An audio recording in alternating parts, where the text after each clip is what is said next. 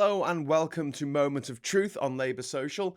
I'm Graham Hughes. To say that right-wing politicians and pundits of Britain were having a bit of a mad one this week would be a massive understatement. The hysterical nonsense that has been spewed forth by various sickos, psychos and sycophants at the National Conservative Convention, or the Nazi Convention as it's been quite rightly dubbed by various wags, has been so cringeworthy that thousands of innocent people are now in hospital with spinal injuries through wincing so hard. From Rees-Mogg's admission of election rigging to Suella Braverman's swivel-eyed absolution for the crimes of all white men everywhere throughout history, to Catherine Birbalsing's absolutely unhinged rant urging parents to take their children out of the school they've fought for years to get them into if they feel it's too woke, and perhaps their child is simply not being bullied hard enough. I don't know. To Eton, educated non-entity Douglas Murray calling the violent deaths of 76 million people in 2 world wars a muck-up by German nationalists. But what I want to talk about today are 2 incidents that took place this week.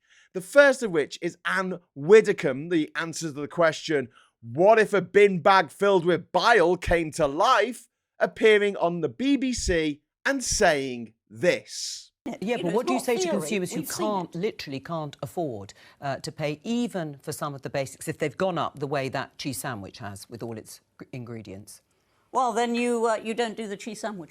We're talking about basics. We're talking about absolute basics and staples. We're talking about own brand pasta. You're talking about bread. You're talking about families who cannot afford to feed their children. There's a story today about mothers who can't afford formula milks. Their babies are literally starving at the moment. And so the government We've been through this before. So the government shouldn't be doing anything. Because we've been so years you would now, let the children go because hungry. We've been decades without inflation. We've come to regard it as some sort of given right. Which is should the poorest and most vulnerable be helped out more when it comes out? Are being helped out. Yes, you heard that right. If you haven't got enough money to buy a cheese sandwich, then simply don't buy a cheese sandwich. Ha ha! Get the nutrients you need to survive from I don't know, the sun. Come on, plebs. Photosynthesize. Or, I don't know, find some food in a bin maybe. Go pick some wild mushrooms. Eat some berries. Oh, not the poisonous ones though. Oh, now you're dead. Whoopsies! When we talk about Tory politicians or former Tory politicians who became Brexit Party MEPs like Widdecombe, we often say that they are out of touch. This woman is in a whole other league of out of touch. This woman is so out of touch, it transcends class, wealth, the cost of your education, everything.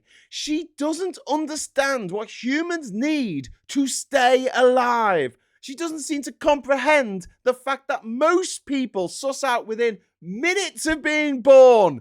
Humans need food. It's quite important, you know. You'd think that someone might have explained that to her. Oh, she claims to be a Christian, by the way. Yeah, right. Edwin Hayward on Twitter pointed out that Anne Widdecombe's version of let them eat cake appears to paraphrase let them starve.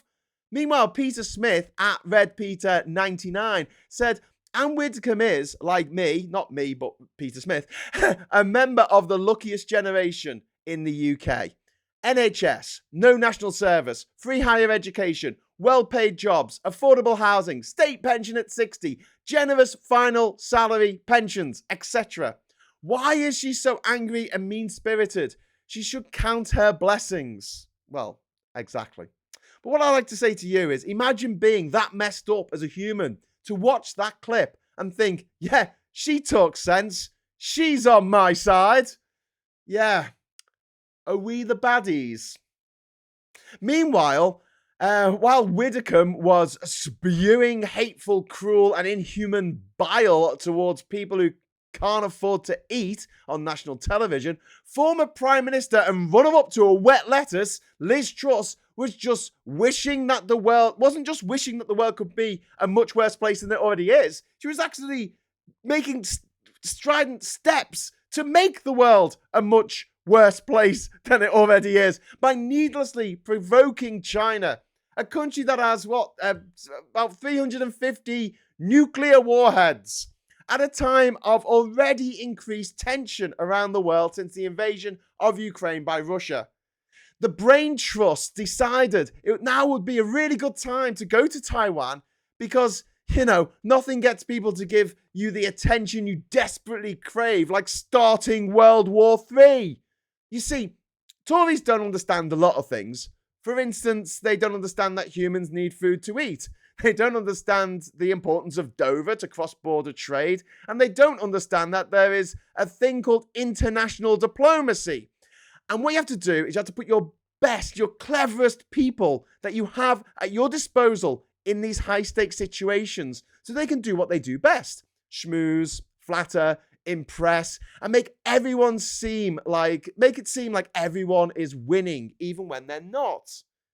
These abilities, of course, are so far out of the skill set of the blunder truss. It would be a bit like expecting a houseplant to carry out successful brain surgery.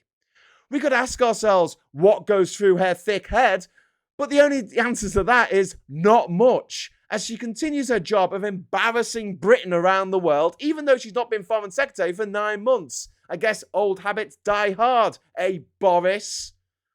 You see, the problem isn't so much that she's supporting Taiwan. I've been to Taiwan a couple of times. I love the place. I don't want to see it invaded by China anytime soon. The problem is, there's a certain way of doing things, especially when dealing with incredibly tense and dangerous international situations such as these. But you try telling that to the petulant clown school rejects that make up the modern Tory party. You might as well tell them that nuclear war is a bad thing for all the good it'll do.